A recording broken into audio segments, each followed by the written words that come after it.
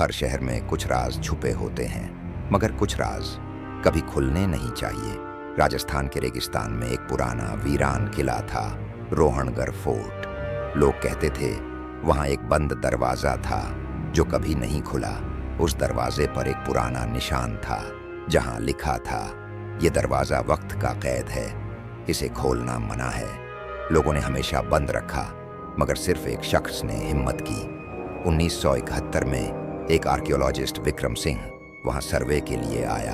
उसने कहा, दरवाजा है तो कुछ अंदर होगा, छुपाना नहीं, समझना चाहिए। रात का वक्त था, सब सो चुके थे। विक्रम ने टॉर्च उठाई और चुपके से उस बंद दरवाजे तक गया। उसका हाथ हैंडल तक गया और दरवाजा खुल गया। अंदर एक संकरी और लंबी सुरंग थी, ठंडी हवा और दीवारों पर जलती मशालें, लेकिन वहां कोई नहीं था, सिर्फ सन्नाटा और वक्त जैसे रुक गया था। अचानक उसे एक आवाज आई, श्श, जैसे कोई सांस ले रहा हो, मगर वो सुरंग में अकेला था। उसने पीछे मुद्दा कर देखा, दरवाजा बंद हो चुका था। और फिर एक आवाज आई, तुम भी वक्त के कैदी हो गए हो।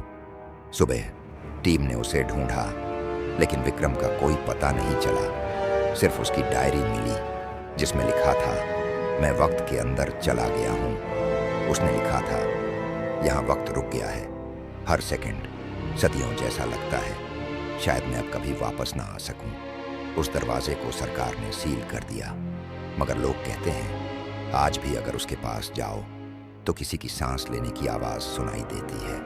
रोहणगढ़ का बंद दरवाजा अब भी बंद है और हमेशा बंद रहेगा।